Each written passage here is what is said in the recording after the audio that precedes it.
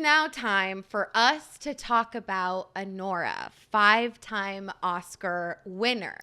There's been a lot of discourse over the past 6 months about this film, and obviously we are very late to the fucking party. The term male gaze has been thrown around a lot when talking about this film.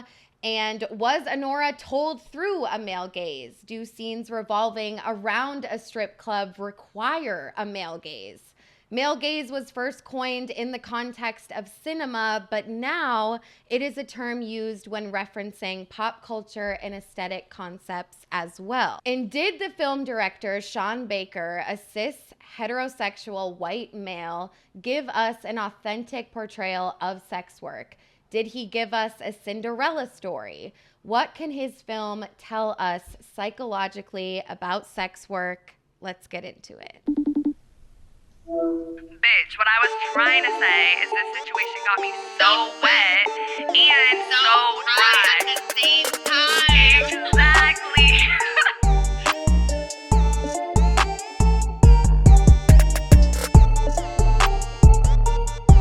What's up, bitches? Welcome back to another episode of So Wet, So Dry. I'm one of your hosts, Fiji, like the island, like the water.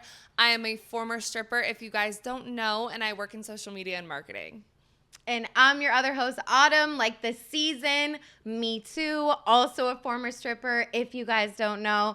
And I work in entertainment. By now, odds are that you all are listening to this have seen Anora. It's been out for a very long time. But in the chance that you haven't, we will be talking about everything, including any sort of spoilers for the film.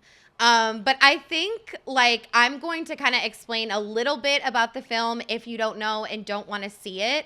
But I think the sort of log line or summary of the film is super interesting. So if you just look it up, it says, Anora, a young woman from Brooklyn, gets her chance at a Cinderella story when she meets and marries the son of an oligarch. Is that how you say oligarch? Yeah, that's right. Got it. Once the news reaches Russia, her fairy tale is threatened as the parents set out for New York to get the marriage annulled. So already what stands out to me the most is how it was a Cinderella story and arguably is and was intended to be. So that's definitely noteworthy and something that we're going to talk about a lot. And it gives away the whole plot. I mean, not the whole thing, but a majority of it. I didn't read that before I watched it, so I didn't know they were going to get married. Right. No, neither did I, because I didn't want to spoil it for myself, but it's just interesting to me how it's the Cinderella story and the fairy tale-esque is a big thing with this film, and it's just interesting. But basically, if you guys don't want to see the film and want to know real quick what fucking happens, it's basically about a sex worker who meets a client at a strip club, evolves into something more, starts as, having sex for money, then starts into some girlfriend role play for money, which turns into a green card marriage. And this child, 21, he's not a child, but he's 21 years old, bro. Yep. And his family freaks out when they find out. They get it annulled. Long story short, she realizes that he did not care about her at all and was like, yeah, this means nothing to me. He's just a rich kid. He's just a rich kid. And then, yeah. And I do think it's noteworthy to say that it was shot on 35 millimeter film, which is something that I studied in college. And also, I do feel with the color scheme and just the whole thing, it was giving very much dream-like in a sense, which goes hand in hand with the fairy tale-esque of the film and what it intended to be. So the main characters are Anora, but she goes by Ani, and then we have Vanya, which is the husband, 21-year-old kid, and then we have Igor, who is someone that works for Vanya's dad, and it's very clear that he's working class, so kind of similar status to her in a sense. So first, we just wanted to ask you guys if you saw the movie and if you liked it. And 57% said yes and 43% said no. So basically half and half. And I did like it. Like I watched it twice so I could really like get in there. Soak it in. But even like with my past experiences, like I wasn't really triggered like at all. And like there wasn't even that much about the strip club in there. Like it was very much in the beginning. And then obviously it's still about sex work, but like the strip club specifically, there wasn't even that much. Like wasn't I was that like, damn, much. I wish they would go back there and like film some more scenes in the locker room and like all that stuff. But simply, I liked it. How about you? Yeah, simply, I liked it too. At the beginning, like around like a quarter of the way through the movie to halfway, I didn't know if I liked it. And then by the end of the movie, like by the last, like I was still figuring it out. But like at the beginning, I didn't really like it because I didn't know where it was going. And I was just kind of like, I was getting fairy tale. I was getting like whatever. I was like, okay, but what is the point of this story? But then by the end, I liked it a lot. Right. And that is a common thread amongst a lot of people that have seen the movie is that ending scene really made it for them. But likewise, a lot of people hated that ending scene. So we're going to get into it. I feel like the part where I kind of got lost is like when they were looking for him and they were just running around to convenience stores and his friends. And I'm like, what are we doing? I saw listed on Hulu, it's listed as, I think, a drama and a comedy. And I was like, comedy. But I thought that they did the comedic parts like very well because it wasn't like slapstick humor. It wasn't like too much, but it was just the right amount of like softening the tension a little bit to keep you engaged, but not making it like this is stupid, you know? Right. And the film got applauded for that as well. Like it went back and forth from being really intense and really real to these like funny moments for us to like breathe a little bit, which I think is like a really good use of like storytelling when it's something like really deep and like there are a lot of moments were like very, very intense. So I love that you said that. And a listener actually submitted a story and said, another Pretty Woman movie, boring, glamorized sex work, in my opinion, from an ex-sex worker.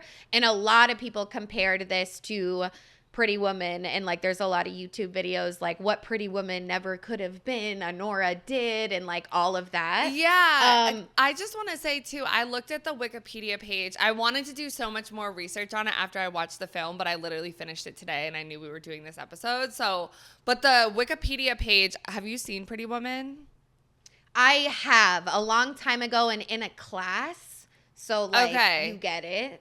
Yeah, because I haven't seen it, but I think it's like known more for playing into the fucked up tropes about like a right, and she like reluctantly went into it. It wasn't like I have agency, I'm powerful. It was like it was different. It's like those tropes. It's like, oh, like either she finally got out or like she was damaged forever. It's like those are always what it was, and still what it is. But I think like it was glamorized in a sense, like maybe just because it is a film and like the character was like gorgeous and like all that, but it's like she's just a glamour. Like, I don't really with this either. Take. I mean, I'm hesitant to disagree with it because I haven't seen Pretty Woman, but I don't think it glamorized sex work because of the ending and because of what. Like, had the fairy tale come true and she stayed married to him and she was rich and like whatever, she escaped the strip club and got married to this rich guy, then yes, maybe it glamorizes, you know, sex work because that's like supposedly every sex worker's dream or whatever. But it's like, I don't think it did that. Yeah. No, totally. And that's so valid, babe. It's so valid. So hang on to that. But real quick, maybe nobody gives a fuck, but I wrote down some shit while I was watching of things that just like really stood out to me, and they're like super small, but like in terms of like realism and like actual sex work like being portrayed in this movie, like how the strippers were like briefly talking to each other about how weird some of the clients were, like, oh, that man said I looked like his daughter and then got 3 hours of VIP with me. Like that is real shit. Like that actually happens. Love that. And then when they were giving lap dances in that section, and there was this one moment where she like looked at another girl and they like smiled. Yes, and, then, like, and they were like, on. we're gonna go smoke after. They were like, when we're done. Yeah, yep. It's so like that happens, so real. And then, like, when she was in VIP with someone and she was like, you can touch me, like, it's okay. Like, I used to definitely say that because you would, like, get someone that comes into the strip club that, like, wasn't a fucking horrible human being and, like, was normal. And I'm like, oh, my gosh, like, you're being so respectful. Like, let's go. Like, you get the extra bonus, my friend, or whatever. But just, like, that sort of language stood out to me. And then the final thing, it's when he was offering for her to be the girlfriend for the week. And he was like, how about 10,000? And she was like, how about 15? Paid up front in cash. And then he was like, and then like, deal. And then she was like, oh, like, I would have done it for 10,000 though. And he was like, oh, well, if I were you, I wouldn't do it for anything less than 30. And then they like laughed about it and like fell into the bed. And like, I just feel like there is a certain vibe when you're like negotiating prices, like with that banter. Like I was like, that's real as fuck. Like I feel like that is so little, but like so real and like really stood out to me. I loved that scene. Yeah, I love that. I also love the scenes where she was having sex with him and she was like looking like over it when he was like going like hard as fuck, like really fast, and she was like laughing, or like when he came really quick and shit. Like that was also really relatable too. And then there was this one point where she was like Vanya, like if you just slow down, like it'll feel better and like you can last longer. And then she was like, let me do it. And then he was like, I think I'm in love with you. Like right after she did that. I know, it was crazy. So first, we're going to talk about Sean Baker, who was the director of the film. And he's like a 54-year-old guy, American filmmaker. He's a director, writer, editor, and producer of independent feature films, which are most often about the lives of marginalized people, especially immigrants and sex workers. So he's known to tell stories about sex workers, marginalized groups, in hopes of humanizing them more. Like that's literally what he talks about in all these interviews. Like that's his like intention with his work. And is his family like Russian immigrants? Does he know someone who's a sex worker? What are his like connections to immigrants? He doesn't have any. He just particularly likes those groups. Okay. Yes, exactly, my love. And I listened to an episode of Rehash, and it was their episode, Why Anora is the Disney Princess We Need. And they had a lot of great sources about like who Sean Baker was, because I feel like at the end of the day, as I mentioned in the beginning, like a big critique of this is about the male gaze. And because it was a man director, people are like, boom, boom, connects the dots, check it off, bitch. Like, it was a fuck. Exactly, bitch. Exactly. So, but anyways, he's known for making films about sex workers, right? Like he's had like 5, Anora, Tangerine, The Florida Project, Starlet, Red Rocket, anywhere from like exotic dancers, porn stars, escorts, like men too, like not just all women, like the trans experience, and things like that. Which Tangerine, did you see that? Or that was something else? Oh, I had listened to Rehash I think I had listened to an episode where they talked about that. Yeah, it's 2 trans sex workers named Cindy and Alexandra, and they're like working like in Hollywood, like on the Strip. Okay, maybe not. Yeah. But anyway, so it's like this is nothing new for this man, like to kind of tell this story. And something that I really like too is like he talks about like, you know, sex workers are neither sinners nor saints. Like we have all these tropes of like, oh, like the hooker, but she has a heart of gold, or like the Madonna whore complex where like she's broken for good. So it's like, and I do think that Ani was not a sinner or a saint. Like I think she did have both going on, which like I appreciated. And also he just pulls a lot of inspo from Italian neorealism, which is like post-war Italy. And it's a documentary-esque focus on the working class. So like that's what he pulls from. But basically from this article from the New Yorker, Anora is a strip club Cinderella story and a farce to be reckoned with. Strip club Cinderella story sounds good. Crazy. But they talked about Baker and said, in focusing on a broad swath of sex workers and their hardscrabble realities, odd hours, grueling conditions, treacherous pimps, hostile Johns, non-existent benefits, dressing room squabbles, porn set performance anxieties, Baker has made the case in movie after movie that there is no tougher, more resourceful, and more cruelly stigmatized labor force under the sun. And then from Vanity Fair, Baker has said in interviews that this is a core interest of his, showing sex workers in the so-called real world, properly contextualizing them as not so different from anyone else. It's noble sociological work in some ways. But watching Baker's films, one also may question whether he, a cis, white, straight, prep school educated filmmaker, is the best steward of stories like Tangerine, A Dash Through the Night following two trans sex workers of color as they scramble to keep afloat in Los Angeles. So what do you think about that? Like that whole argument of like why him though? Like why should he be the one having the Oscar winning, you know what I mean? Well, I think that's such a complicated thing. And like, I've thought about this concept a lot before, right? Like, should cis white men be telling stories about like Russian immigrant women? Like, you know what I'm saying? But at the same time, I don't know. I guess it seems like he's doing his research and he has the budget to do it and the talent. So like, maybe he is lifting up these voices as long as because honestly, when I was watching the movie, and this gives me more respect for it, he did position Ani and the sex work as like work and as like regular. Like it wasn't overly eroticized. There was the male gaze, I think, but because you have to have a male gaze, sex work wouldn't exist without a male gaze. So the idea of, I know we're going to get into that later, so I'll wait.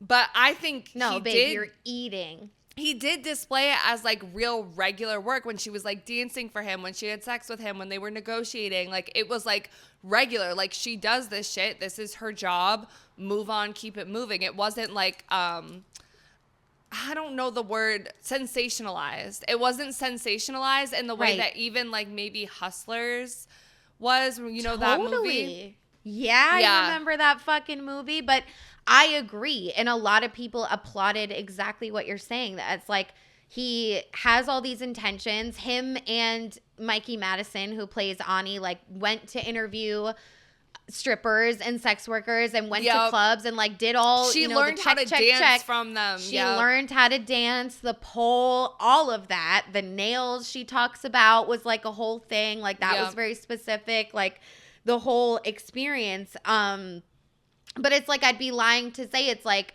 I think past me might be like, well, it doesn't matter though, because it doesn't matter how much research he does. Like, how can he really tell that story for real? But what had helped me was this next article. And this basically was a collection of thoughts from different sex workers sharing their thoughts about Anora. And to this exact point about Sean Baker and like, should he be the one to do it? Someone said, in an ideal world, sex workers would make our own movies, and we do. There are sex worker film festivals in many major cities, but we also need mainstream representation to combat the stigma that allows people to vilify and murder us. In an industry in which you have to keep what you do a secret for safety and legal reasons, and the only people who know how nuanced your work is, clients, are silent about their support for fear of stigma. It feels good to have someone with power like Baker throw his weight behind us. And when I read that, I was like, shit. Because, it's like, and I just like, in an ideal world, yes, like it wouldn't be him. But like, maybe he is a client. I didn't even think about that could be his connection to it, because it's like I was watching a video essay. I forget who it was by. It was someone that you've used as a source before in one of our episodes, but she was talking about the Bob House. You? Yeah, you. She was talking about the Bob House, and she was talking about sex work, and she's a former sex worker as well, and she was just saying like how mad people are about it, but like we have to like appreciate this too, because it is the first time that like Bop House sex workers like are being seen in the media like at all as like regular jobs, like that kind of thing. And that's this too. So it's like, yes, ideally sex workers or former sex workers could make their own stories in like the industry and get Oscars and all of that, but we're not quite there yet. So there needs to be these like white men in power that do it first. And like, is he gonna make mistakes? Yeah, but at least it seems like he's taking like advice, and like, not if he is a client and if he's out with that would make me respect him like so much more. You know, totally. And so I feel like that just like really hit home for me. Like it's like the equity thing as well. It's like you do need people to like bat for you that are in that position of power, because like you can only do so much. But yeah, I just think that's like a learning moment, like for me specifically. Like two things could be true. Like, yes, maybe he's not like the perfect one, but like right now, it's like we need him to like do that.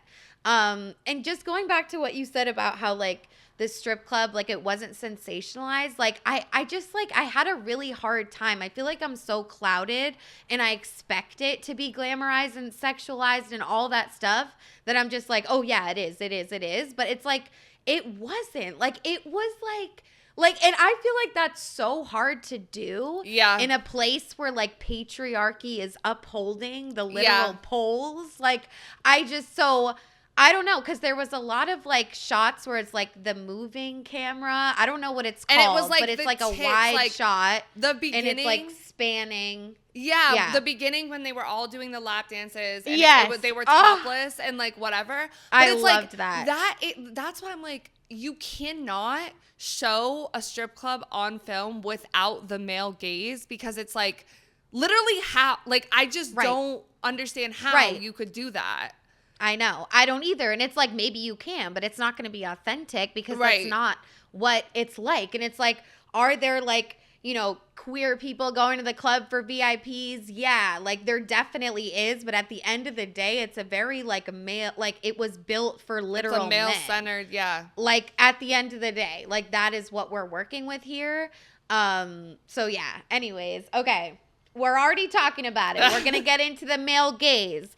And I watched Jordan Teresa's video, Anora and the Myth of the Male Gaze.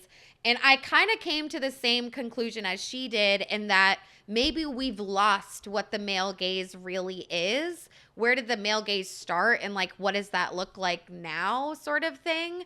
And so we know that, you know, the male gaze is feminist theory. And it's Laura Mulvey who wrote the essay. I'll put it on the screen: Visual Pleasure and Narrative Cinema. And so it started like in movies and film, and it was like, you know, men film women, how, you know, they are just something to be looked at, they objectify them, and like all of that sort of stuff. But now it's like the male gaze could be a fashion trend, like dressing for the male gaze, dressing for the female gaze, doing my makeup for the male gaze. And Jordan Teresa was like, but you guys are just like saying like the male gaze is like a really cut shirt and your titties are out.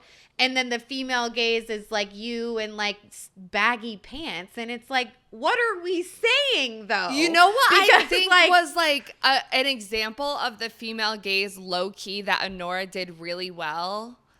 Like, you know, the scenes of Igor when he was looking at her, like how it kept cutting to him and his like sympathy and empathy for her towards the end. Yeah. I think that was like the female gaze. Because you know when you're a woman and you can feel a man looking at you, or you can feel their emotions for you or their attraction to you or something like that, like they're not good at hiding it. Like the way that the camera like caught that and the way that she was probably experiencing it in that moment, like, because remember she was like, you have rape eyes or whatever, but and we couldn't really figure out what his vibe was. We were like, does he want to like rape her? Does he want to assault her? Is he on her side? Is he empathetic? Like, you know what I'm saying? Like, it caught that female gaze, that female interpretation so perfectly, I think. Right. But, like, I would argue that he, like, did assault her. Do you think he did? No. When? Like, when she was, like, her hands were tied and he was, like, behind her. I mean, I don't think that he should have done that, no. But I think, like, she was, like, crashing out like she didn't know what was going on. Like, I don't. Yeah. I don't know. Because I kind of feel like he did. Like, was it, like we're like on the scale, but I'm like, it doesn't matter. I think he just held her back. Right. Like, he was trying to get her to stop. Phone cord was like a lot. Yeah, that was a lot. But she also did kick the dude and break his nose. You know what I'm saying? So which I'm like, valid. Which was valid as fuck because she didn't know what the fuck was going on. Right. And like who this guy was. Just like she's tough from the strip club and like that type of work that she does, he's tough from being the like henchman that he's supposed to fucking be. And so like I think in his way he was being as gentle as possible as he could be with her given the line of work he's fucking in. You know what I'm saying? And I also think like what the director like Sean Baker did a good job of is like to be a stripper and a sex worker and a good one, like a successful, empowered one, you have to have like so much control like over your body. Yeah. And they talk about this in a New Yorker article that like we'll cite a little bit later. But it's like he also showed that it's like, yeah, and also her self-defense is like kick ass. Yeah. Bro. Like she was like, and it's like, oh, is it believable that like she could beat these two like fucking Hulk men up? But it's like, yeah, I think it is. And I think like they didn't go in wanting to hurt her as of like what you're saying. Like it wasn't like, it's like she crashed out and then they were like, oh shit, we need to adjust. Because they were like tweaking and like, you have to get your marriage annulled. Right. And she's like, she what are you talking about? Yeah. But she didn't know at that point that Vanya was part of the bad guy in the situation. Like she thought like they were being attacked, like whatever. So it was like, it was crazy. But yeah, the self-defense was on 10. Like she was like kicking, biting, like it was a great scene. But back to the male gaze, Jordan Teresa thinks that people saying like Anora is super male gazy is an empty and reductive critique. And we asked you guys, do you think Anora catered to the male gaze? And 55% said yes and 45% said no. I think yes, absolutely. I think the male gaze was in there, but I don't think that's all that was there. At all. And I don't think and no, wait. Because catered to the male gaze? You think it catered to the male gaze? No, I think like some of the shots like in the strip club and like of her body are shots that like men would like for sure. But I don't think this movie was for men. I don't. Yeah, I think maybe it was. When they used the male gaze, I think it was on purpose in scenes that were like the strip club or it was Vanya watching her when like she's doing her job for him. Like, you know what I'm saying? But I don't think it was like the entire movie was through a male gaze. Or like the intentional male gaze of like how you see like Megan Fox's characters, like that stereotypical example. Reason. It was different. It's because it's context. And we're talking about sex work and we're in a strip club. So yes, to tell that story accurately, there's going to be a male gaze, but like whether or not like it catered to it and was like trying to be that sinister male gaze that like the word actually is, no, I don't think it did. Yeah. And then we asked you guys, is it possible to tell authentic stories in strip clubs without the male gaze at all? And 55% said yes, 45% said no. I think we've made it clear that you do need a little bit of that. This one pissed me off. Like this Are you question. Pissed? Okay, I know. Because I'm like, guys, like I don't know if, and I don't want to be a bitch and be like, everyone's the word. Prude. Yeah, we've lost the meaning of the word. I think it's this whole decenter men era right now, which again, we have our mixed feelings about. And like everyone is going like so far off the deep end with like what the male gaze is. But it's like, guys, like to be, and I was thinking about this so much the other day because I hung out with this girl who used to be a stripper too.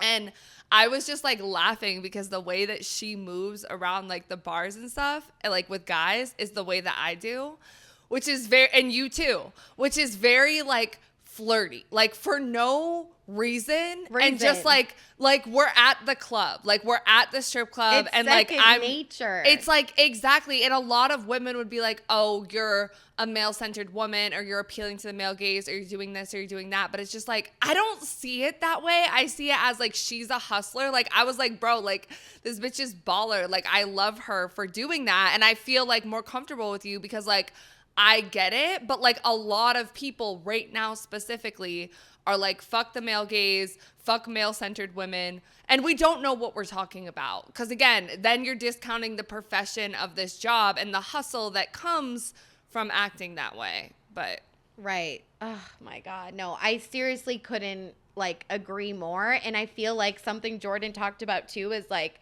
people have made the male gaze like about like themselves, like in terms of like what they wear, like how they move in relationships and all that. And like, I don't think that's a bad thing, but it's like you still have to like connect back to like what the origins of it like actually means. You know? Right. So yeah. And then similarly, we asked you guys, would sex work exist without the male gaze?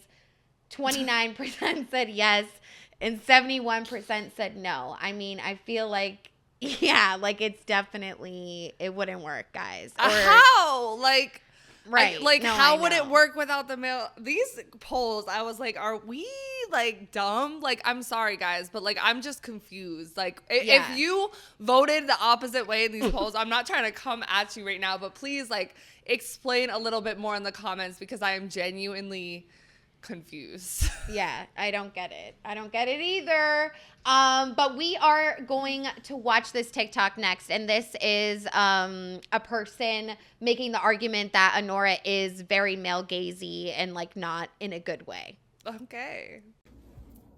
Comfort toy. This is a good one. I've never done a video like this before. Try this because I have to get this off my chest. Here's why I think Anora betrays us. This movie was directed by a man. Felt like it was very male gazy, and as an audience we see what's going on, but we see it through this like Igor character. We're basically seeing what she's going through but through his eyes, and the focus will literally, camera focus will rack to his eyes looking at her. If you've seen this film, I recommend to see it again and start to really notice all the moments that she is going through an emotional arc. And every time she does, the camera will focus on either the Russian kid that she's slowly falling in love with or Igor. All the scenes where Anora is alone, she's either sleeping or her back is turned to the camera. All the other scenes, she's with a man. And most of the time, we are seeing her like coping of what's going on through the man's eyes. And every time it's Igor looking at her in the car, it's Igor looking at her in the room, it's Igor looking at her while she's signing the divorce papers. All of the emotional moments, like a pivotal, important arc moment for her character, it pivots to Igor looking at her every single time. And that's what I mean when it's male gazy. It's like we are never alone with her. We're never processing the emotion with her. Okay, guys, so I think we already know that I disagree with this based on what I already said. But I just want us to like think about what the male gaze is again. The male gaze is a male gazing at a woman. So if it was through the male gaze, we would be looking at Anora, Ani more, right? The fact that we are looking at Igor means it is a female gaze because we are looking at what she is looking at, and we are looking at her we are experiencing it similar to how she's experiencing it. This take is trash. I'm sorry, it's trash. I know. And I think, I forget where I read it, where I heard it, but it was like people wanted her to have like some sort of intimate moment like with the camera, like something like an internal sort of moment for her that didn't have to do with Vanya, Igor, what's his face. But she had that at the end. And my argument too is like, when you are a sex worker, when you are a stripper, you are constantly like, you know how you're being perceived by men at all times. So like, we got that feeling in the film. Like, she's having Vanya perceive her. She's having Igor perceive her. She knows, like when she said the rapey eyes thing, she's like, she can never experience a connection with a man without thinking that it's like he wants something like sexual from her, right? And so at the end, when she like goes to even make that sexual like move or whatever, and then has that emotional response, it's because like she realizes like how like genuine he was, like, you know what I'm saying? So it's like that is the moment, and it's like, okay, everyone wants to be mad that it's like she's experiencing it with a man, but like I find it healing. Like I watched that scene, like I would love to have a moment like that. Like that shit made me bawl my eyes out. Like yeah.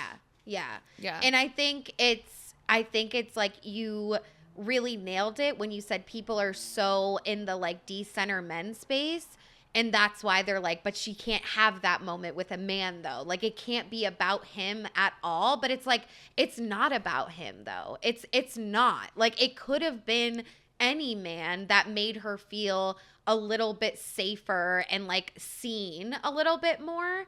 Yeah. It's not about him, you know? And he gave her the ring. Like when he gave her the ring back, and then her immediate like, bro, it was so relatable because it's like, this man does something like he genuinely cares about her. He does something like so nice, like give her the ring back, which he didn't have to do. Like she just went through all this shit. That ring cost a shit ton of fucking money. Could have got his head chopped off to get it. And then her impulse like is to like go into like stripper like work, because she like, you know what I'm saying? Like you're paying for something, and then she has this deep moment of like intimacy with him because he genuinely cared about her, and that was like crazy. Like I just thought it was really beautiful. Yeah, I thought it was really beautiful too. I really did. And I don't agree with the people saying that it's male gazy. I think they're thinking about something else that's not actually the male gaze that you like painted out perfectly. Like it's about that point of view. And actually the fact that we didn't see her reactions the most was because we were looking through her eyes, or that's what we were supposed to be doing. Watching a male gaze, like a Igor gazing at Anora is not the male gaze. You guys don't know what the male gaze is. Right. Like it's like her like titties out, like certain it would be angle. Like focused on her body. Yeah. Right. And it's like, yeah, like, and in the strip club, we got that because that's what the strip club is men looking at you on stage and you're stripping. Anyways, it's just, yeah, it's absolutely wild. But Jordan Teresa definitely agrees with what we're saying. And she's like, just because some women have jobs where they're sexualized or they have to sexualize themselves doesn't mean their stories, you know, don't deserve to be told. And she's like, yeah, these strip club scenes felt male gazy because they are for men's pleasure. That is what it's for. And she said, you know, Ani has an outspoken, bold personality. And this was like also another trend. People talking about her outspokenness, and like her sort of like charisma in a way too. And like she was bold with it. Like she did have dominant energy. Yeah. Like she was like, sit on your hands. Yeah. Fucker. Like that's another thing I used to say too. Like sit on your fucking hands. Yeah. Like, so yeah. And then she was like, it's so clear to me, Jordan Teresa saying that Ani is so much more than a stripper. Like that's her job, but she's so much more than that. And in light of saying like, you know, sex work is work, and like that's what, you know, a lot of that's like the key to kind of like getting on the right side is like just looking at sex work as work and not like a tragedy of Jesus, right? And she's like, you know, the kind of more female gaze stuff was like, when she was like eating her lunch out of a container and the guy was like, come on, there's people upstairs with money. She's like, no, I'm eating lunch right now. Yeah. There was like petty arguments with co-workers. Like when she was like, you can't tell me when to work until you get me a 401k health insurance. Like there was like work shit when she in was there. blowing the bubble of gum, when she was like giving him a lap dance, like all the shots of her face when she was just like bored, like whatever, like. Right. And that's like literally how it is. And like sometimes she would be like smiling and like laugh. Like I feel like a lot of laughter goes on in the strip club because like we all know what we're doing here, you know, and it's like funny. Like it's funny a little bit. And like you got to like loosen up. So there's a lot of like laughter. And I feel like what I want to continue to talk about in this episode is like, is that like professional client relationship? Because I think it's so interesting. And I think the way it's talked about is not really how it really is. Like that moment when he was like, bitch, I wouldn't have done it for any less than 30K. Like, what are you doing? Like, that was funny. Right. Okay. Right. So we've already been talking about it, but we are going to specifically talk more about this ending scene. And I did find a clip of the actual scene on TikTok. So I don't know if we're going to get copyrighted, but let's play it. Yes.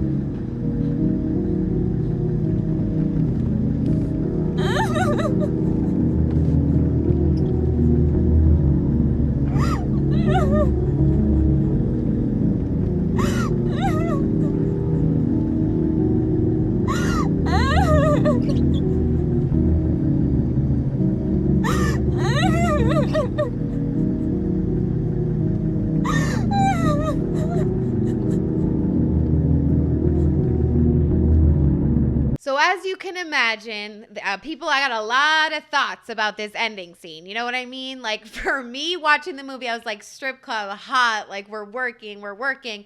Oh my God, like cosplaying girlfriend, like rich parties. And then when shit started getting dark and they were looking for him, I was like, all right, like I don't know if I'm like, this is a lot. But then this scene comes and you just wake the fuck up and it's like, it's about, there's like 3 minutes left in the movie and like this like scene happens. Like I think it's like just a really powerful way to like end the film. Yeah. Like based on all the chronicles of events. But Vanity Fair like put out an article. Like I like Vanity Fair. I don't fucking care what anyone says. But basically, a quote says, Ani tells Igor that she's sure he would have raped her had they been alone.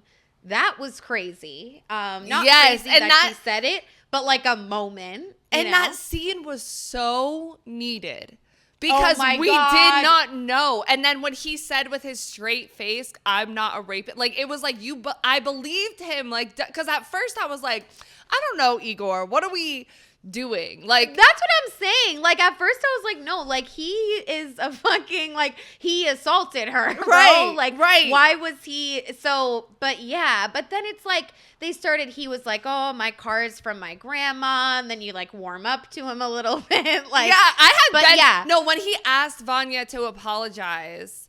Remember when they were at? Oh my God! Thank you. Yeah, that was huge. Yeah. And that's similar to like him getting the ring back, like doing what he can do. He's like, you know what? Like I work for these people. They have billions of dollars. But if I can just ask and maybe try, like that's crazy, you know? Yeah. And, like that was so fucking powerful. And like you could see it on her face. She was like, oh my God. Yeah.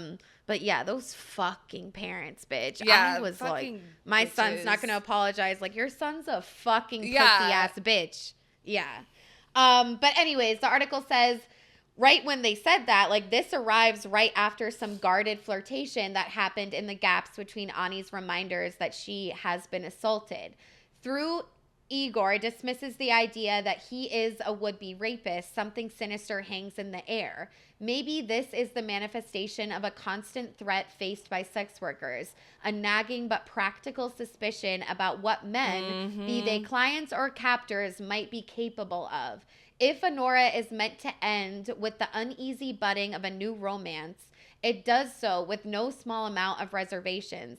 Igor may play down Ani's fears, but I'm not entirely sure Baker is doing the same. And I feel like, yeah, like the part about like maybe this is a manifestation of like that constant threat that you feel. And that's, I think, what you were saying, where you're like, that conversation was like so important because, yeah, it feels like if no one else was in that room, like you would have like killed me and raped me. Like, and I was know.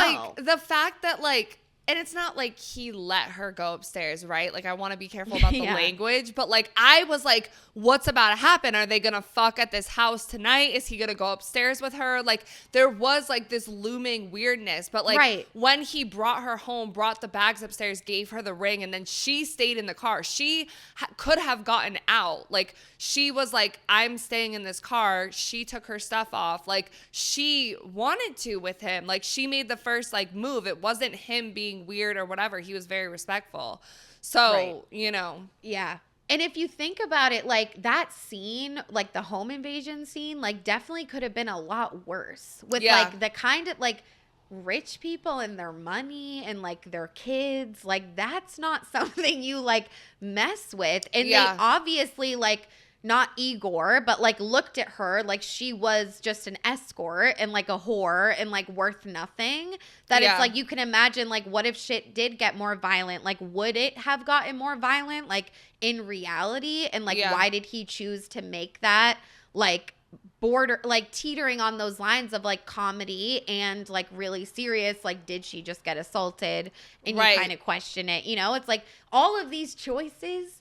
There's anything I learned in film school, nothing is an accident, folks. So it's interesting to think about. And also, lastly, they just continued in the article to say, that's why Ani cries in Igor's car at the end of the film, because she dared to let herself believe that the good could be true, that her ship had come in, that something like love and safety may have presented themselves to her in the most unexpected of ways. But I think it was more than that, too. I think it was a lot more than that. I think it more so had to do what you were talking about, like just that like tendency to like be transactional and like not know how to like look at relationships like the right way, quote unquote, because there isn't like a right way. And that's why I feel like it was almost symbolic that like Igor, that she was fighting back so hard and he was holding her back in that way and didn't hurt her, because it was almost like she could let out all of this like anger and frustration and like, what the fuck is this situation going, like what is happening right now? And then like when she did cry at the end and he just like held her and stuff, it was like she could be like a full real human. Like, and he said, you're a warrior, you know, like you put up a good fucking fight, but like I've got you. Like he held it down. And I think like she didn't have anyone else really around her. Like her mom lives in Miami with her man, like her sister's kind of a bitch. Like you got the feeling that she was very independent, and Vanya was the first person that she could like leave this strip club life, have this fairy tale, and that was ripped away from her. So now she's like about to face going back to her real fucking life. And then Igor like gives her the space to emotionally like grieve that situation. You know? Right. Finally. And it's like she had been holding on. Like she has such a tough exterior because of what she's been through and because she has to. And so it's like he clearly provided a safe space for her to be able to even do that. Like that's not just possible like with anyone. And that can also just add to like why like he needed to be there too. Like maybe she couldn't have let those emotions out without like that weirdness kind of happening, where like he gave the ring and she immediately went to like say thank you in a way, but also maybe kind of likes him, but also he tied her up with a fucking, you know, like it's confusing. So, but yeah, like it's like I sexual tension, like some like no, yeah, and everyone like shit, like Right. No, dude. Yeah. Like, yeah, I know. And a lot of people are like, oh my God, Igor is so fucking sexy. And I'm not going to go there because it's so much more meaningful to me than like, that's such a me thing to do is just like sexualize the character, want the love story to work out. But he is hot. No, he definitely is. Like, I was thinking it for sure. Yeah. But like, also, I'm just like, I don't know. Like, it was beautiful. It was too beautiful. Yeah. It was just like something that I feel like a lot of women, even that aren't sex workers, like need to like do. Yes. Right. Yes. Because, and that's another thing about Sean Baker is like, yes, he writes about these like specific like marginalized groups and like what they go through, but like in a way that like it can be kind of relatable to anyone and like in a different way, So I think that's really cool. And then under Rehash's episode on YouTube, somebody commented and said, Anora's ending is one of my favorite film endings ever. It perfectly conveys the feeling of coming back down to the soul-crushing reality that you live in for so long. You become numb to it. When you're pulled out of said reality, you feel euphoric and unstoppable. So to be brought back to that reality is one of the worst fates. Ani is a deeply real, relatable character. See? Yes. Like, relatable and also powerful. Yep. Okay? So lastly about this whole sort of ending scene, back to the article that had the collection of stories from different sex workers talking about Anora. They were talking about that part we keep referring to when Igor's like, here's the ring. And she's like, oh my God, like that, wasn't expecting that. She clearly was not expecting that. And it was like very traumatic, the whole ring thing. They took it off her finger and she was like placed into the couch and her hands were behind, like she couldn't do anything. I think like any sort of like restraining, like where like anyone's holding someone down, to me, like that's just like so scary. So I think that's why I'm like, he assaulted her, because to restrain someone where like, oh my God, like I think that's just up there for me. Like I really don't like that. Obviously nobody does, but it's anyways. Okay. Yeah. So they're talking about Igor giving her the ring. And then they said she is moved by the gesture, and so she does what she knows how to do. Attempts to seduce him to express her gratitude. Igor melts. That's what? Like so real. Like I know. Attempting to seduce someone to express your gratitude. I'm like, bro, like when she went to do that and like okay. I know. In the way that like, and this is going to sound so corny, but like the way that we can convey these things in films, like that little moment. Yes. And it like represent like, that's why, like, it takes a lot. Like, when we make our show, it's like people think about this shit for decades. Yeah. I'm like, not, like, or not always, but you know what I mean? Like, it's so, and everybody got that. Like, everybody talks about that scene. Yep. It's like everybody got it. No, that's crazy. But, Igor melts a bit at first, but as things escalate, he stops her by grabbing her and holding her body still as if to say, you don't get to do that with me. He demands to see the real her, not the performance. He looks at her until the mask of persona drops, the inevitable falling apart that Ani is due given everything she has been through, that anyone who sees her as a real person and not a sexual service animal knows is beneath the surface. She collapses into his arms and we fade to black. And they said, even though that this does occasionally happen in the real world, a far more accurate and relatable ending would have been Ani returning to the club to see her best friend to get a pep talk, or stealing the ring herself and buying a car or a condo. At least take the ring from Igor and pay your rent, Ani. To me, this is the part that Baker will never fully understand. Clients are a means to an end. Money will never break your heart. Which I feel like I respect that. And I don't like disagree. Like I do feel like, unfortunately, in these situations, like, yeah, maybe just having to go back to the strip club.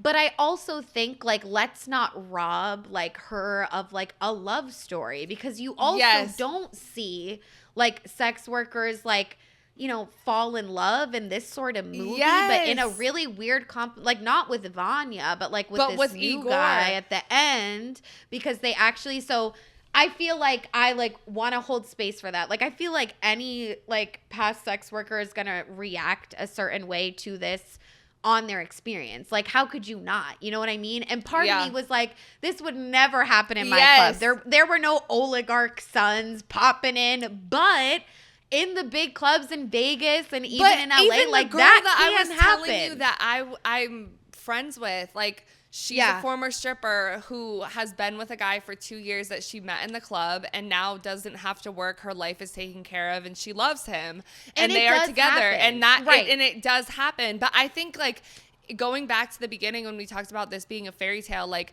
exactly, like, the part about, like, meeting a man that sees the real you after you've been through some trauma with another man in the strip club and, like, whatever, like, that part of things is a fairy tale in a lot of senses. And, like, it is healing to, like, remember when we talked about, like, romance stories and dark romance, how it's like an escape, it's a fantasy, it's not necessarily like something that's realistic. Like, I don't want to watch the film where she has to go back and I want to watch the fantasy of the fact that she gets the happy ending, right? You know, and it's like happy ending is loose, because let's talk about what actually happened, right? You know what I mean? Like, she's not okay, clearly, you know what I mean? Whether it works out with Igor or not, like, she's not, like, happy at the end of the movie. And she has to go back to work with that, or probably not, because she probably can't go back to work there.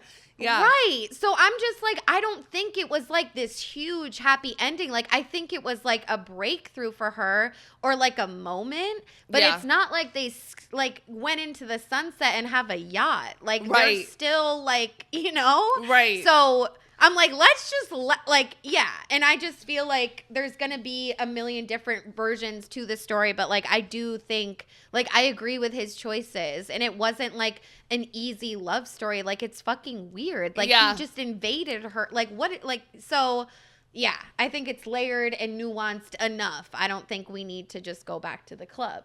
So now we're going to move into, was this truly a Cinderella story? Because it was very much advertised as such and intended to be so, as we have seen from the logline in the beginning of the episode. And even Rehash titled their episode, Anora is the Disney princess we need. And echoing Disney's that, there was pushing it. No, okay, because I'm like, if we could just be real for a second, like, I feel like, no, we just have to wait. Let me just get through this. The New Yorker put out an article, Anora is a strip club Cinderella story. We already looked at it. But they literally said, Ani is a strip club Cinderella saddled with the froggiest of princess. But she is also granted an Igor, the unlikeliest of white knights. Like, the verbiage of the princess is like princesses sing. Mm-hmm. So, what I want to talk about with me and you is Anora a Cinderella story? Was it ever really going to be that? And did she like Vanya or no? No. I don't think she didn't liked like him. Right. I don't think she liked him that much because, like, she was never looking like she was engaged in the sex with him. But I don't know, though, because at one point when they started to slow it down and then, like, you know what? I was like, maybe, but I think she just liked the lifestyle. But, like, he was always giving, like, little kid. Always. And she definitely wasn't being pleasured in, like, the sex they had, like, not in the same way. And when he was playing video games and she would be laying on him, she just looked like not pleased. Yeah, and so it's like the Cinderella story is with Igor then, if we can establish that it's definitely not. Is it the lifestyle? Like, was it the Cinderella story is the prince and the lifestyle and the riches, but then the true love story at the end is Igor. Right, but it was never Vanya. Like, there was never love there. He was, like, hilarious. He was so. All. I was like, who is this? I was like, bro, Russian child. And the scene where she, like, first of all, the scene where she dances for him. Which one? How she looked, babe. Oh my God, she looked incredible when she was, like, upside down, like, backwards. Oh, yeah. And then with it cuts to him being like, he was like, yeah, with the Russian, like, rap music on. Like, it was not. It was crazy. It was completely transactional, but I feel like it's like she didn't hate him though, you know? No. Like she kind of looked at him like, "Oh, there. Like I'm going to show you a great time." And like that is like very much what that relationship can be like. And I would rather that than like some horrible person. Like at the end of the day, like he was like, she was like 3 carats and he was like, how about 6? Like he was like. And there was a maturity gap because remember when she was only 2 years older than him. But remember he was like, how old are you? And she was like 23 and he was like, oh, I thought you were 25. Like it was very much giving like she was like not big sister, little brother energy, but like type kind shit. of. Yeah. No, literally like in that sort of relationship way, like not in an incest way at all. But to me, like the Cinderella story, even between her and Igor, like even from that last scene, like to me, it's like, this is like inner. Like I got it from like inner story. Like it's about her, which is so funny because literally so many people online are like male gaze. Like why was he there in that scene? It's not about her. We don't know enough about her. But to me, like he was just like, he was like part of the chair in that scene to me. Like I was like fully locked in and like feeling her emotions and what she was going through. Yeah. To me, it wasn't even so much about their quote unquote Cinderella story. Yeah. Like she could, could leave that car and she could say goodbye to Igor forever. And it still would have had the exact same impact. Babe, I love you so much. And I didn't see that anywhere. And I saw a lot of critiques like about this guy, what's his name? Fucking Sean Baker. Across all films, characters lack interiority. Ugh. Did you know what that means? I didn't. I kind of did, but I looked it up. And it's like that inward shit. Like we didn't get enough of them. And I just like... Because what do you want them to have an inner monologue that we're like hearing as they're going through the events? I think like, they do. We need to have, like, you're supposed to pick it up by what's happening. Like, you need empathy. I will say, like, I do wish that maybe I knew more about, like, Ani's, like, hopes and dreams of what she wants. But then I'm like, but that's kind of anti-sex work, though. Like, she is a sex worker. That is what she wants. Like, she's happy with it. Like, what she wants is, like, a beautiful, fulfilling life with, like, real love and, like, you know, like, money. And that's okay. Like, yes, that's capitalistic, but it's, like, that's how the fucking oligarchs were, too. Like, they're not that different. Like, so... but yeah, and I just really disagree with that. And I was scared to see how you felt because I'm telling you, babe, like people think like we didn't know enough about her, like blah, blah, blah, blah. But I did feel that way the first half of the movie until she started crashing out. And then until the last scene carried the entire thing because I did not know where it was going, what the point was.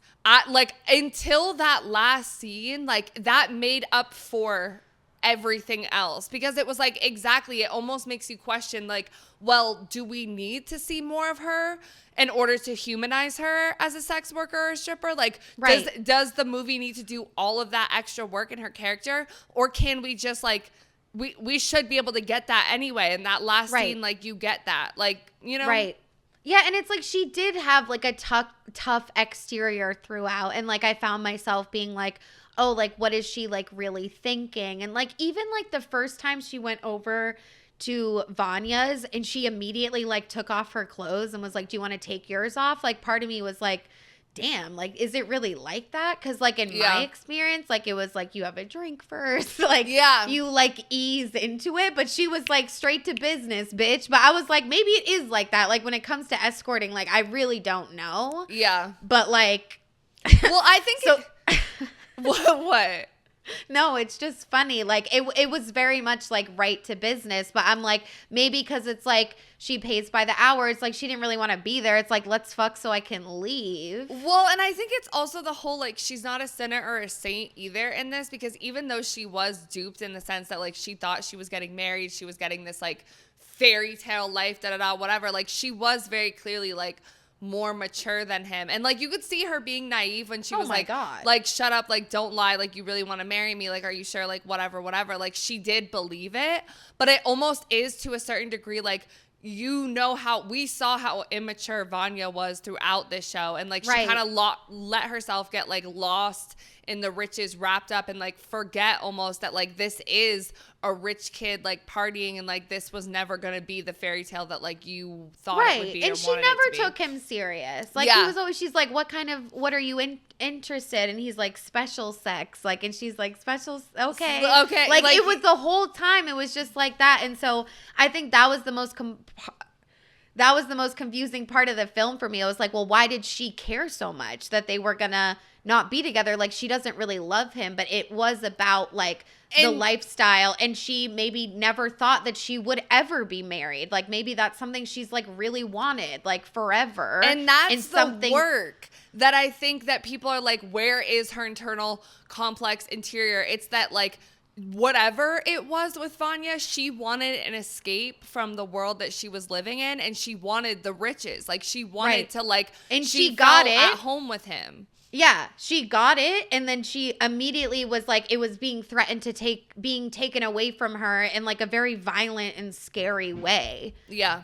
You know, but so yeah, that's really interesting. So it's like, yeah, that was the most confusing part about it for me, but it's like, that's all about her and like what she's thinking. So if we're walking away from the movie like thinking more about her, then like that's a good thing, you know? And then another thing about the whole Cinderella story, under Rehash's podcast episode on YouTube, someone said, I know sex workers, and not all of them are cynical and jaded. Many of them would want to believe they're finally getting their Cinderella story.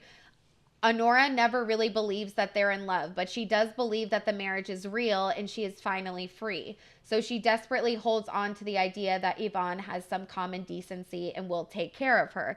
And I will say, I don't agree with the thing that she's finally free.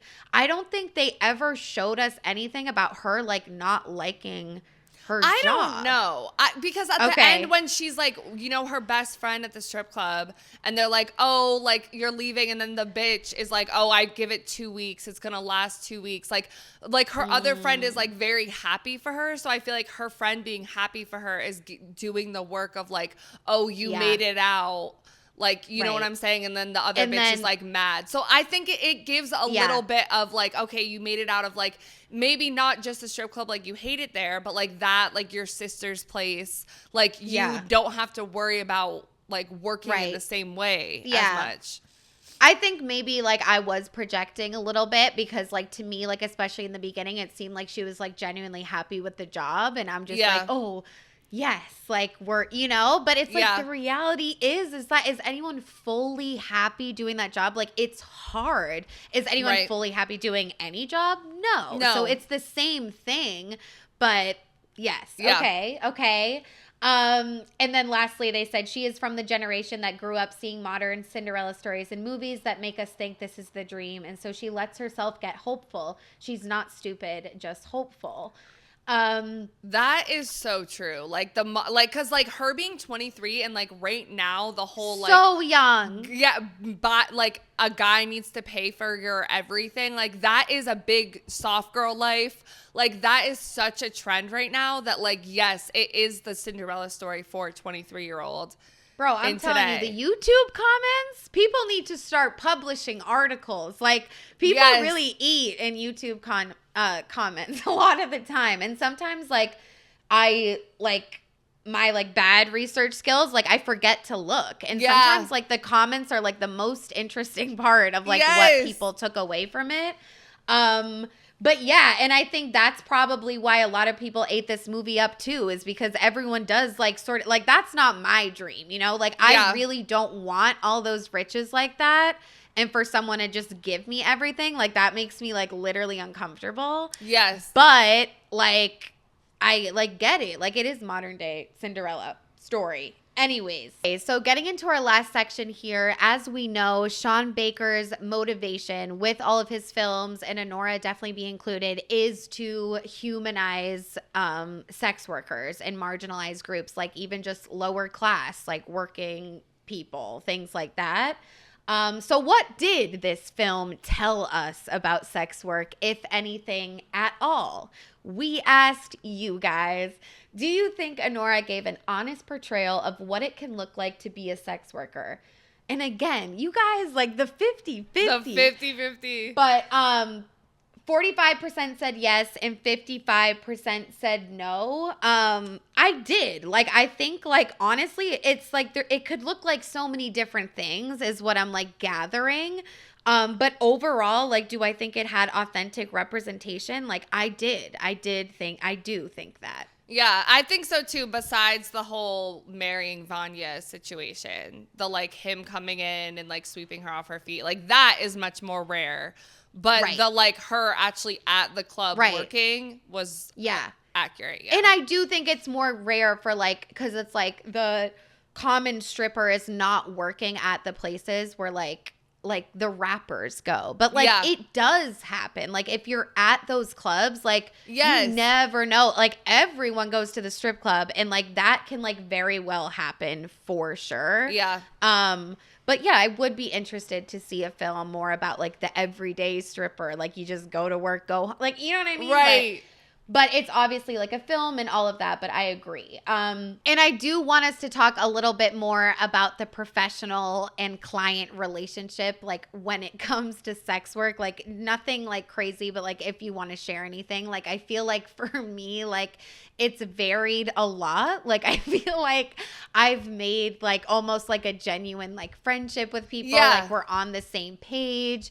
And then I feel like sometimes it was like I was talking to a wall. Sometimes it's completely silent. But, like, there's so many of that. And even in Rehash's podcast episode, they pointed out how, like, Ani would code switch depending on what man she was talking to or what client. But everything was always, like, directed towards the ATM and directed towards the VIP, which is true. Like, that is literally, like, what we're there to do. But I just think, like, the relationship is, like, interesting, and, like, people always picture some, like, scary man that's like and, like, whatever, but, like, sometimes it's, like, chill, you know what I mean? Like, sometimes playful. It is giving Vanya, and it's friends. Like, I feel like the ones that I can think about that actually made me the most money, it was, like, friendly, and it was like, you know why you're here. I know why you're like, here. We're not really let's make playing a deal. the game. Yeah, let's make a deal. No, literally that.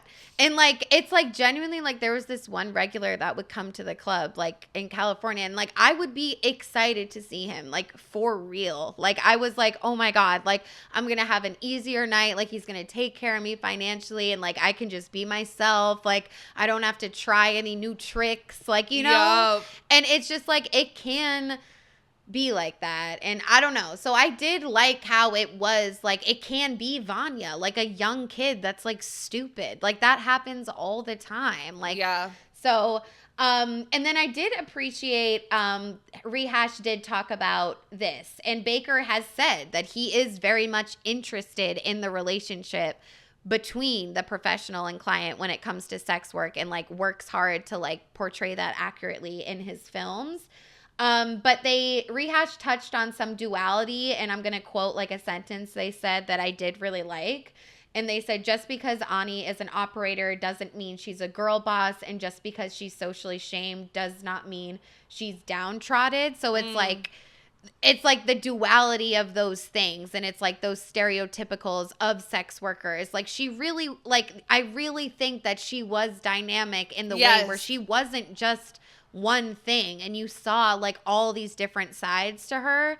And it's just sad that, like, a lot of sex workers don't agree with that, like, and a lot of people, and they thought that she was, like, very one-dimensional and male gazing and all that. And I just feel like it does I make feel me like sad. that, like, similar to when we watched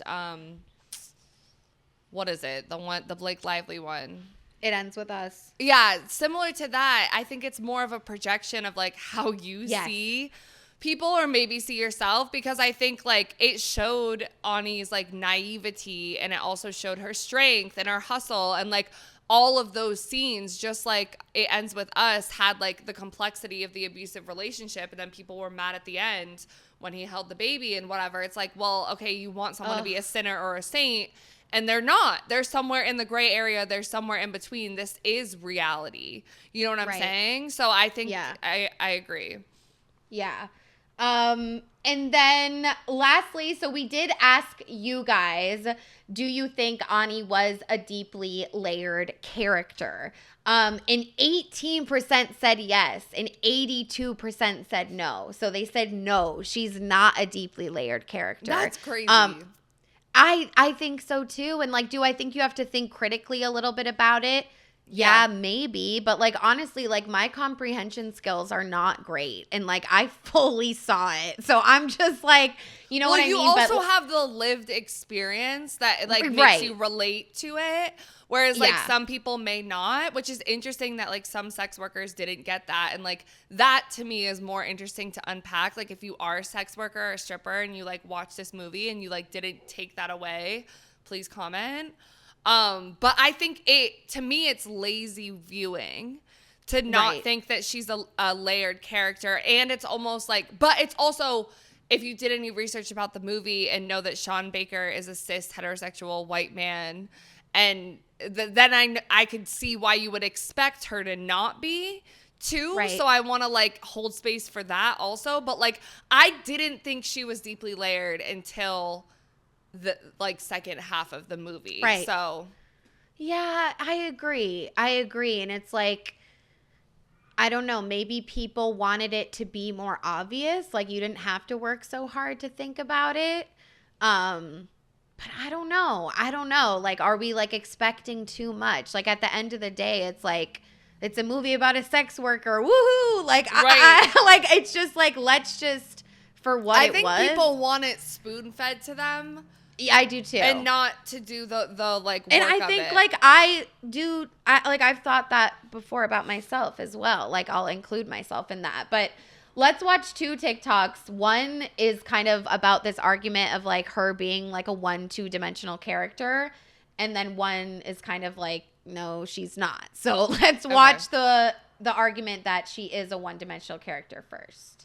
In light of its Oscar win, I just rewatched Anora, and something that really stood out to me upon a second watch is how much more Igor is humanized as a character and how much more character depth he receives than Anora herself. I saw a lot of people when she won the Oscar critiquing this and saying that she had such a like 1-dimensional character that they don't think she deserved Best Actress. But I think the fact that we don't see much of her aside from her SW side is intentional by Sean Baker and by Mikey Madison. Anora is an SW. Igor is this lower class immigrant henchman to wealthy people. And this is definitely a movie about classism.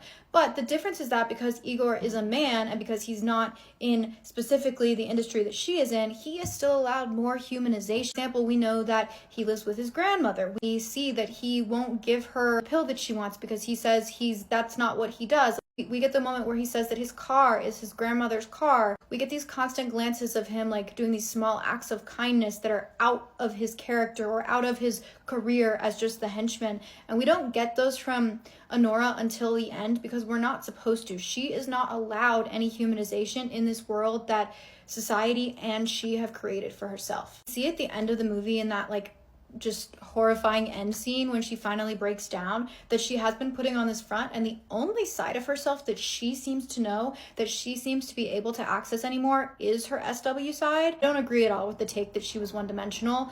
I just think that she very accurately portrayed a woman in her industry. I love all of Sean Baker's projects, and I'm really happy with her win because I think it'll just make people watch more of them and shine light on the marginalized communities and people that he tends to humanize.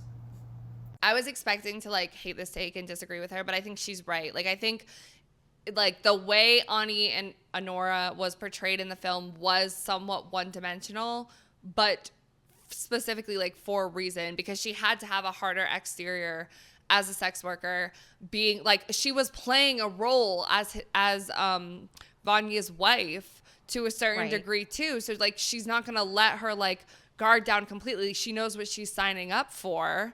Right. You know, she's not going to be completely vulnerable. She's making a trade here, you know? Yeah. And it's like and while she's working, and like being a sex worker is not about like being your authentic self necessarily either. So that's why it's like, yeah, maybe she was one dimensional, but maybe it was on purpose. And like, do I think there should be stories of sex workers that like don't have that like huge tough exterior? Like, I do think if you're a sex worker for a long time, like you will get that. Like, I think it'll happen. But I think some people, like, I don't think I have that. Like, maybe I did a little bit. Like, I was a little bit like, but I definitely like don't have that, you know? So I think those stories deserve to be told too. But like, yeah, I think it was purposeful because I definitely see what people are saying. Like, yeah, like we don't know everything about her, and how can that one scene at the end like tell us everything we need to know? But like it did. So I don't so know it's how to on argue. purpose. Like it just did. Right. And then this last TikTok too, I really like just kind of talking about like who she is, like what this person got. The character of Annie, or Anora, is one of the most interesting people I have seen on screen this year. She works at a strip club in New York, lives with her sister in a shabby Brooklyn household, and ends up marrying a billionaire Russian playboy after 2 weeks of whirlwind hedonism. She is smart, she's funny, she's strong, and she gets treated like shit by every person she meets from the halfway point of this movie onward. She is labeled a prostitute, a hooker, and a whore by a group of incompetent rich assholes who want to rip the 4-carat ring off her finger and send her back to a life she thought she'd got out of. Just like their muscle man Igor or their maid Vera, Annie is not a real human being to these other characters. They continuously deny her personhood and treat her like a transaction, until in the end, that seems to be all she can think of herself. She lets herself become the caricature that she's been trying so hard to fight against, because god damn it, maybe that is all she is good for. Until someone stops her, sees her, and the movie ends. I loved it very much, although I do think that it broke me. Here's a picture of me losing my mind after the credits rolled. I really like how she made the connection between Igor and the maid too, as like people who are dehumanized for their transactional work, like as the henchman and as the maid. But yeah, I think, I don't know if at the end that's the first time she's done that, because I think I would argue that she was kind of doing that with Vanya throughout their relationship too. Like she was like making it, like that's what she does for work. Like she makes a trade for something for money.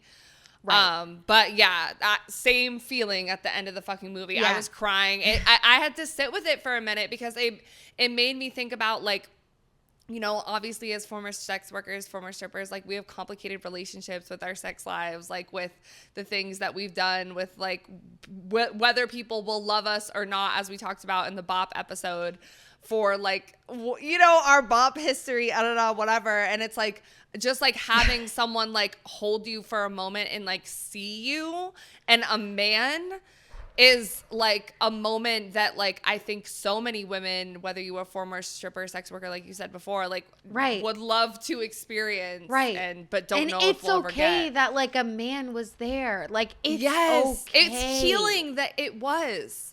That's what I'm saying. And like, that's what I've talked about with like maybe I'll never date another man again. Like, I don't know. But like, I'm so glad I did, because I swear to God, as tumultuous as that relationship was, it did heal a part of me. I was like, okay, like a man can love me, like kinda or whatever. Like, I think he did. I'm going to like choose to believe that. So I don't know. But yeah, so I just think like, but I do think the whole decentering men is clouding us on what the male gaze really is, like what we're really talking about. Like this is not just like an average rom-com. Like this is like about the sex industry, okay? And if that moment was there with her by herself, well, first of all, I don't think that moment could have happened without Igor there. And it would have been too girl boss, pick yourself up by your bootstraps, do it again, da da da da. Like, and we need to see her too. vulnerable. We needed to see her like be able to let her guard down and like be vulnerable. Right. And it's like what we've talked about too. It's like, and I've talked about like when I like have interactions with men, I like forget like, oh, like we're not at the club. And like, that's like what happened to her. Like she was like, oh my God, you did this thing for me. But then wait, like so yeah, it It was very emotional, and it is hard for us to talk about. And I feel like I didn't really like share any like personal anecdotes about anything, but I feel like I just didn't. But I just feel like every like sex worker experience is like so different, and at the end of the day, I never had like a fucking like billionaire like take me to his mansion. You know what I mean? Like there's only so much I could relate to. It's really just like the opening credits, and I'm like, and that was like 5 seconds long. Like if I had known that, I would have watched the movie way sooner. I had no idea like what it was really about. Yeah, same. But any like movie with like stripper sex work, like we are like a little bit hesitant, you know, which like makes sense because it's a lot visually. But I feel like I can handle literally anything. But that brings us to the end of the episode, guys. So we are going to wrap up now, talk about what we're wet, dry, and a little bit confused about the topic. Okay, guys, so I'll go first. I'm definitely wet about the end scene. I like won't shut up about it. Like it was healing. Please like, don't. The end scene. Nobody else will either. Her just being able to let her guard down is the fairy tale, I think, to me. And I think that moment is something that a lot of people want. So, and why are we so clouded that and why are we so in the like room? Right, and like the need, you know, post girl boss era for like women to be so hustler, so hard, so tough, so unaffected all the time. It's tired. It's tired. Like we need to be able to be vulnerable and around men, I would argue, that we feel safe with or that have proven that we can feel safe around, because I don't want to put the pressure or the emphasis on that women need to like feel safer around men because men need to make us feel safer. Oh my God. Be vulnerable around them. But definitely wet. Overall, I'm very wet about the movie. I think the acting was like incredible. I think the movie was like really beautifully done. I was telling Autumn like off camera too, I think it was like an interesting and cool choice that Ani was Russian, because when we worked at the strip club in Boston, there was a good amount of girls from Russia, like Russian immigrants. And I know that that's a thing as well. But yeah, overall just wet about the movie. I think it was a really good story. Yeah, agreed. And I would say that I'm super wet, like, about the character of Ani herself. Like, I just feel like, I don't know. And I feel like when it comes to Emerson in film school, it's like when you think about a movie or a film, it's like, well, what didn't you like about it? Like, I feel like that's always what I focus on, like trying to find something wrong, because I feel like that's what we did in class, like all the time, you know? Yeah. But I just feel like I just loved her character, like simply, like I just thought she was like so, like, I think she had that sort of like childlike like smile that like reminds me of myself, and like a little bit of that naivety, but like paired with like some like just like fucking strong as shit, like warrior, like Anora. Yes, like a warrior, like built for like change, and can really just, and I like wish I had that. Like I envy that, and it's like I feel like she had to get that based on her experience. But yeah, I loved her as a character. I'm wet that like I didn't get triggered by the movie. Like I was really into it. And like I love like strip club art, like art about the strip club. Like I really, really, really love it. And I didn't put this in the outline too, but it is notable that like a lot of like Oscar winners like have been about movies about women as sex workers, like as far back as like the beginning of time. Wow. So it's just interesting. That's interesting. You know what I mean? Yeah, like there were some TikToks where it's like the past like however many Oscars, it's like they all play a sex worker. Like the movie Poor Things with Emma Stone, I think is also about sex work, and that movie was fucking everywhere. It's like they blow the fuck up. Yeah. Yeah, I want to see that too. But yeah, just wet about the storytelling, you know, even like Sean Baker being the director, like I feel like old me would just completely like rule that out and be like, that's horrible. But like I watch interviews of him, it's like I don't know him, we don't know his intentions, but like all of his films like have these consistent themes of like humanizing marginalized groups like immigrants and sex workers, like, you know what I mean? And like I do think that he's an amazing film director. Do I think he's perfect? No, not at all. And like apparently like there were like sex workers there to like see the storytelling process and like be involved in some way. But I do think like true authentic stories like should come from sex workers themselves too. But there are movies out there, but we wet about like realizing that like we need it in the mainstream too, though. And he can use his power in that way, and he is. So what about that? Yes. For dry, I'm definitely dry about our confusion, misinterpretation of the male gaze that's going on, because it's frustrating, I think, especially with the infighting in the feminist community and like people who want to be included in like feminism, gender equality, women's empowerment, all of those things. And then we end up with this infighting, which to some degree, like you need infighting discourse to grow the movement forward. But like we seem to have gone back a couple steps when like anything male related. It just, to me, it lacks reading comprehension. It lacks media literacy. It lacks critical thinking. And I'm fucking sick of it. But I also understand that the education in America is not great.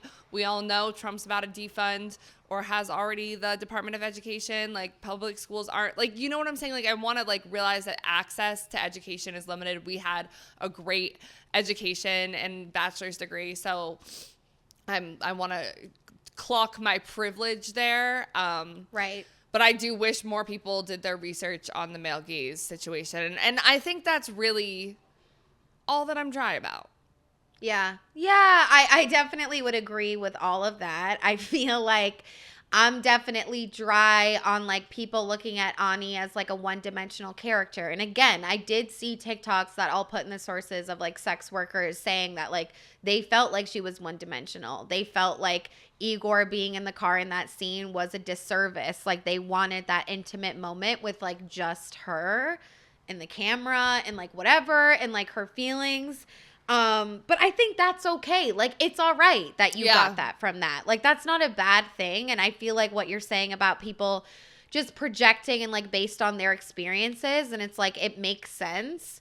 But that's what I think is like beautiful about films too. It's like everyone's always going to have a different takeaway, like for sure. But like, I am just dry that people weren't like able to see like who she really was as much. And I don't think you had to work that hard to figure it out. Like I think she was deeply layered, and we didn't talk about it, bro, but the scene where she was just like nonstop yelling and was like, hello.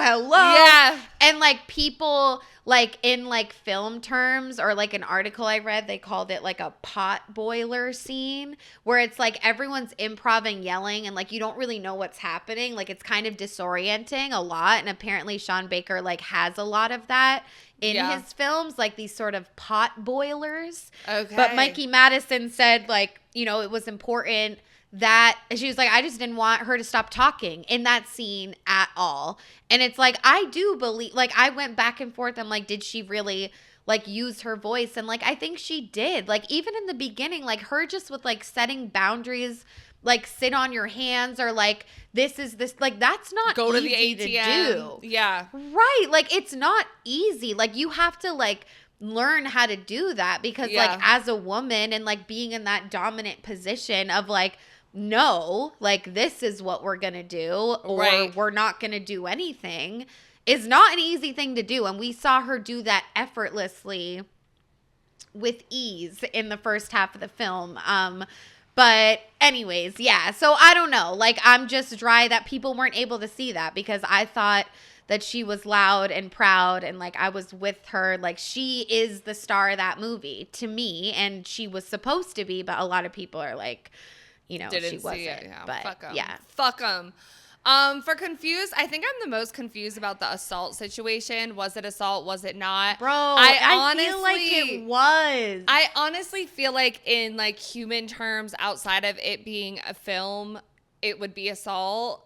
Like, you know, it's not every day that people break into your home and like tie you up and like whatever. But I think that we're talking about a fairy tale, a story or whatever. And it was a very specific plot device and also like character setup between Igor and Ani and their like tension and also like, you know, symbolic of like him. You know, like, I think it was for that, but I think it is easy for us to get caught up in like, well, if this happened in regular life, it would be weird in assault because like who has henchmen that tie people up with like telephone cords? Right. Like what the fuck? So I'm a little bit confused about that because I obviously don't want to like say it's okay to assault people. But I like clearly don't think that. I think it was a storytelling device. I think that's what my takeaway is. But I still am a little confused about it. And it's like within the universe of like the sex industry and like people with a lot of money, it's like shit like this like happens all the time. And then maybe you do have a weird moment where you like almost get assaulted, but like you didn't. And then you end up liking him, and how weird that must feel. Like that, it's just like it's telling us something. Yeah. For sure. And people need to tune the fucking but I feel like I feel like the most confusing part of the whole thing for me is like the whole Cinderella story, because like I watched it just like you. I didn't like read anything. Like it was before I did all the research, and like I wasn't thinking Cinderella story. Like I was thinking like inner story, like we're on a journey, we're working through things. Like nothing about it was Cinderella to me at all up until we analyzed it and was like, no, this Cinderella story was like, you know, she got a taste of like, yeah, like maybe she is someone that would be her Cinderella story of like having a lot of like money and expensive things and like all of this. But also, and then we were like, no, maybe the Cinderella story is her and Igor, like the one of a man that was able to make her feel safe and seen. But then it's like, no, the Cinderella story was actually inward, and like her realizing that like this has been a lot and she has a lot that she's gonna need to work through. That is what like Cinderella story, because even Rehash was all like Igor was Prince Charming and like I was rooting for that, and I'm like, but like and I want to include the love story like in the movie about sex work, so we got more going on that's not just that, you know? Yeah. But at the same time, I'm like, you guys, like he doesn't need to be romantic. Love. Like, you know what I'm saying? Like him being the man, human being in that scenario was like, they don't need to fall in love. He just needs to be nice to her and do that for her. And why do we want them to so bad? Right. Like they let's just calm down. Like he just assaulted her 2 days ago. Like they're not like, why are we like glamorizing him? Like, you know what I mean? Like in a weird way. But yeah, I just think like he served a purpose and like we're clear on what it is, but like some people are not. But yeah, that about does it for this episode, guys. Let us know what you thought about Anora or anything that we said in the comments below on YouTube or Spotify. You can subscribe and or follow, like the video, give us a rating on platforms like Apple or Spotify as well. And we do post polls for every single episode every week over on our Instagram at So Wet So Dry. The O's are zeros, so make sure you're following us there too. You can always DM us with any topic suggestions or anything you want us to talk about on the podcast. Yes, we also have listener support. It's $9.99, $4.99, or 99 cents a month. It is in the bottom of the description of every single episode, no matter what platform you guys are listening on. And yeah, we love you guys so fucking much. We will catch you in the next episode. Bye. Bye. You can go now. I thought I might stay over tonight. Oh, but I don't want you here. Yeah, yeah.